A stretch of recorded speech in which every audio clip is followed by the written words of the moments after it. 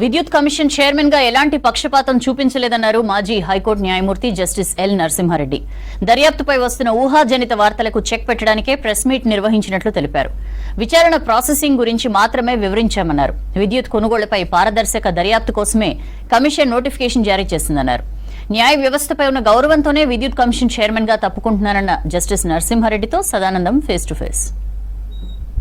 ప్రభుత్వ హయాంలో ఇటు విద్యుత్ కొనుగోలు అలాగే భద్రాద్రి యాదాద్రి పవర్ ప్రాజెక్టుల నిర్మాణాల్లో అవకతవకలు జరిగాయంటూ కూడా కాంగ్రెస్ ప్రభుత్వం ఒక జ్యుడిషియరీ ఎంక్వైరీ కమిషన్ నియమించింది. సో ఈ కమిషన్ కి రిటైర్డ్ జడ్జి జస్టిస్ నరసింహారెడ్డిని చైర్మన్ గా చేసి దీన్ని విచారణ చేయాలంటూ కూడా ప్రభుత్వం ఒక జీవో తీసుకొచ్చింది. సో ఈ విచారణ జరుగుతుండగానే పూర్తిగా ఈ జ్యుడిషియరీ కమిషన్ ఏర్పాటు చేయడాన్ని సవాల్ చేస్తూ దీన్ని రద్దు చేయాలంటూ తెలంగాణ హైకోర్టును మొదట కేసీఆర్ ఆశ్రయించారు. సో అక్కడ పిటిషన్ డిస్మిస్ చేయడంతో తిరిగి సుప్రీంకోర్టులో దీనిపైన పిటిషన్ దాఖలు చేశారు. సో దానిపైన ఈరోజు విచారణ చేసిన CJI bench so chairman Narasimha Reddy garu కాకుండా వేరే వాళ్ళతోటి ఈ చైర్మన్ ని నియమించి ఈ విచారణ అనేది కంటిన్యూ చేయాలంటూ కూడా ఈరోజు సుప్రీంకోర్టు తెలిపింది. సో దీంతో ఇప్పటికీ ఇన్ని రోజులు చైర్మన్ గా పనిచేసినటువంటి నరసింహారెడ్డి గారు ఈరోజు రిజైన్ చేశారు. సో ప్రస్తుతానికి మనతో జస్టిస్ నరసింహారెడ్డి గారు ఉన్నారు. సార్ చెప్పండి సార్, ఈరోజు సుప్రీంకోర్టు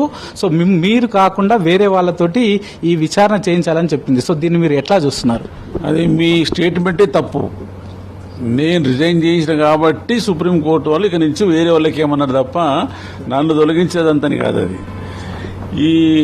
మీకు తెలుసు, అది కమిషన్ వేసిన తర్వాత ముందు ఛార్జ్ తీసుకొని ప్రెస్ కాన్ఫరెన్స్ పెట్టి అందరికీ దీని పూర్వపరాలు దీని పరిధి అన్ని వివరించి ఎవరైతే దానికి సంబంధించిన నిర్ణయం తీసుకున్నారో అంటే వాళ్ళ పాత్ర ఉందో వాళ్ళందరికీ కూడా లెటర్ రాసినాం. మీ పాత్ర ఏమిటో ఉంటే మీ పాత్ర కానీ ఏమైనా ఉంటే తెలియజేయగలరు. అందరూ రిప్లై ఇచ్చినారు. కానీ అప్పుడు కేసీఆర్ టైం అడిగినారు. అది టైం అడిగితే టైం కూడా ఎలక్షన్లు ఉన్నాయి కాబట్టి మీరు కమిషన్ 30th జూన్ వరకు రిపోర్ట్ ఇవ్వాలి కాబట్టి మీరు 15th జూన్ వరకు ఇస్తే బాగుంటుందని ఇచ్చినాం. అది దాని తర్వాత ఏం లేదు. అది 15th జూన్ వరకు 11th నాడు మేము ప్రెస్ కాన్ఫరెన్స్ పెట్టింది. ఎందుకంటే ఆలోగా కొంతమంది ఆఫీసర్లు పిఏసిఎల్ నుంచి ఫార్మర్ సెక్రటరీస్ సిఎండి ఆఫ్ జేఎన్కో వీళ్ళందరూ రోజు కొంతమంది వచ్చి మాకు స్టేట్మెంట్స్ ఇస్తున్నారు.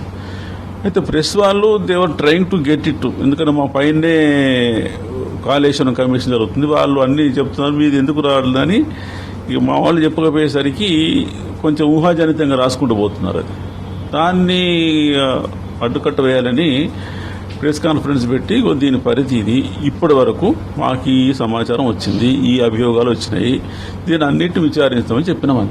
అంతే తప్ప మేము ఒక అభిప్రాయం ఈయన తప్పు చేసినాడు, ఇది రాంగ్, ఇది రైట్ ఏం చెప్పలేదు. అందులో కేసీఆర్ వేసిన పిటిషన్లో ముఖ్యంగా మీరు ఏకపక్షంగా వ్యవహరిస్తున్నారు, అలాగే తాను రిప్లై ఇవ్వకముందుకే మీరు ముందుగానే ప్రెస్ మీట్ పెట్టి సో తాను తప్పు చేసినట్లు ఆ ప్రెస్ మీట్లో చెప్పారని చెప్తున్నారు. సో దీన్ని ఏమంటారు? అది ఆయన అభిప్రాయం, దానికి కాంట్ హెల్ప్ ఇట్. అట్లా జరగలేదు, అది అభిప్రాయం అంతే. మామూలుగా ఈరోజు అంతా సుప్రీంకోర్టులో ప్రెస్ కాన్ఫరెన్స్ పైనే ఎక్కువగా చర్చ జరిగింది, హియరింగ్ జరిగింది.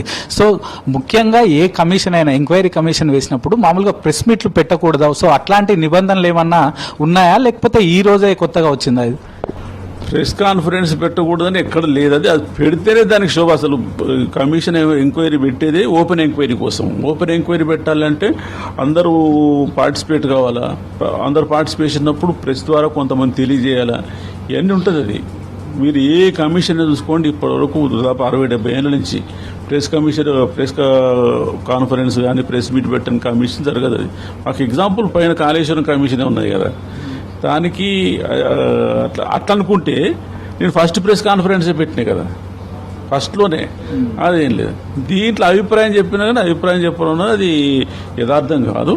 సరే జరిగిపోయింది కాబట్టి వీ కాంట్ కామెంట్ అన్నట్టు. సో మొదటి నుంచి కేసీఆర్ గారు మీరు క్వశ్చనీర్ పంపి రిప్లై ఇవ్వమన్నప్పుడు కూడా దాంట్లో ఆయన ఇన్ఫర్మేషన్ కన్నా ఎక్కువగా మిమ్మల్ని టార్గెట్ చేస్తూ ఆ 12 pages లెటర్ రాశారు. సో ఇది ఎట్లా చూస్తారు? మొదటి టైం అడిగినప్పుడు అట్లాంటిది ఏం చెప్పలేదు. టైం అడిగినప్పుడు ఇట్లా ఎలక్షన్లో బిజీ ఉన్నాను కాబట్టి నాకు 30th జూన్ వరకు అంటే 30th జూన్ వరకు కాదు, మీరు 15th జూన్ వరకు ఇస్తే కొంచెం సంతోషంగా ఉంటుంది అని అట్లా చెప్పినాం. అంతే. ఎప్పుడైతే ఈ ప్రెస్ మీట్ పెట్టి ఈయన అరవింద్ ఇట్లా అన్నాడు, అప్పటి వరకు రిపోర్ట్లు మేము ఓపెన్ ఎంక్వైరీ కదా, జనానికి కూడా తెలవాలి కదా. ఎవరెవరు ఏం చెప్తున్నారు, రఘు ఆ అభిప్రాయం చెప్పినాడు, కొంతమంది వేరే వాళ్ళు, కొంతమంది సంస్థల వాళ్ళు ఇట్లా చెప్తున్నారంటే అది ఏమవుతుంది తెలిస్తే దీనికి వ్యతిరేక భావాలు ఉంటే కూడా వచ్చి రావచ్చు కదా, దాన్ని ఖండించడానికి అవకాశం ఇచ్చినట్టు అవుతుంది. లేకుంటే ఒక వన్ సైడ్ అయిపోతుంది. ఆ ఉద్దేశంతో ఇట్లా వీళ్ళు ఇట్లున్నారా అన్నింటినీ విచారణ చేయాల్సిన అవసరం ఉన్నది అన్నాను. కేసీఆర్ గారు మిమ్మల్ని టార్గెట్ చేయడం, మాట్లాడడం అది మీరు ఎట్లా చూస్తారు, ఎందుకు అనుకుంటున్నారు అట్లా? అంటే ఆయన ఒక ఎంక్వైరీ ఫేస్ చేస్తున్నాడు కాబట్టి నేచురల్ నేనున్నా నా ప్లేస్లో ఎవరన్నా చేస్తాడు అంతే ఉన్నాను. నేనేం కాదు నా ప్లేస్ మరి అంటే ఏమన్నా వేరే కారణం ఉంటే నేను చెప్పలేను అట్లా. సో మీరు ఇన్ని రోజుల పాటు ఎంక్వైరీ చేశారు, చాలా మందిని విచారించారు. సో మీరు ఏమైనా కంక్లూజన్కి వచ్చారా సార్ ఈ 3 అంశాలపైన? ఎస్, నా రిపోర్ట్ కూడా రెడీగా ఉంది. ఇప్పుడు నీకు హైదరాబాద్ ఉంటే కాపీ కూడా చూపెడుతుంది. కమిషన్ రిపోర్ట్ మొన్న లాస్ట్ ఈ సాటర్డే ఇచ్చేవన్నీ అది. అయితే ఇక్కడ ఫ్రైడే ఇక్కడనే హైదరాబాద్ ఢిల్లీలో ఉంటున్నా, ఫ్రైడే నైట్ వచ్చినాడికి Saturday submit, Thursday not ready అయింది అది సబ్మిట్ చేద్దాం అనేసరికి ఇక్కడ మాకు ఇన్ఫర్మేషన్ సుప్రీంకోర్టులో ఈ రోజు మ్యాటర్ లిస్ట్ అయింది.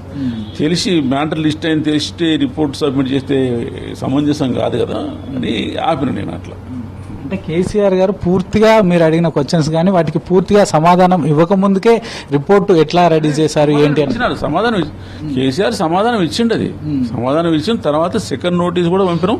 అప్పుడు ఆయన సమాధానం వచ్చి ఆయన సమాధానం కూడా పరిగణలోకి తీసుకొని రాష్ట్రం అది అని కొన్ని ఆయన చెప్పిన విషయాలు ఒప్పుకున్నాం కూడా. అట్లా ప్రెస్ మీట్ లో చెప్పిన అంశాలన్నీ సుప్రీంకోర్టుకు సరిగ్గా చేరలేదని అంటున్నారు. సో ట్రాన్స్లేషన్ కూడా కొంచెం రఫ్ గా చేశారని అంటున్నారు. సో అది ఎందుకు మీరు కౌంటర్, మీ తరపున న్యాయవాది కూడా ఉన్నారు, సో వాళ్ళు సుప్రీంకోర్టు దృష్టికి తీసుకెళ్లలేకపోయారా? నేను న్యాయవాదిని పెట్టను కూడా. అది సుప్రీం వాళ్ళు ఏదో జరిగింది. ఎందుకంటే ఈ రోజు సపోజ్ నేను కనుక జడ్జిని కాకుండా ఒక ఆర్డినరీ సిటిజన్ అవుతాం, పోయి ప్రూవ్ చేసేవాడిని ప్రతి వర్డ్ రాంగ్, ఇది మీరు చూడండి, దాని ట్రాన్స్క్రిప్ట్ చూడండి, దీని స్క్రీన్ చూడండి అని. కానీ ఒక ఫార్మర్ జడ్జిగా ఉండి ఆ పని చేయలేను. సో మీరు ఎన్ని రోజుల పాటు ఎంక్వైరీ చేశారు కాబట్టి సో ఏమైనా ఫాల్ట్స్ మీరు ఏమైనా గుర్తించారా గత ప్రభుత్వం ఈ 3 అంశాలపైన?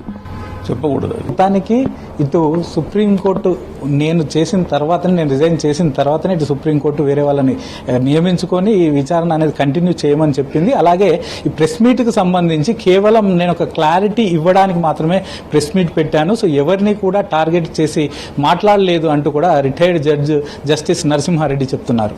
కెమెరా పర్సన్ నాగరాజ్తో సదానందం, V6 న్యూస్, ఢిల్లీ.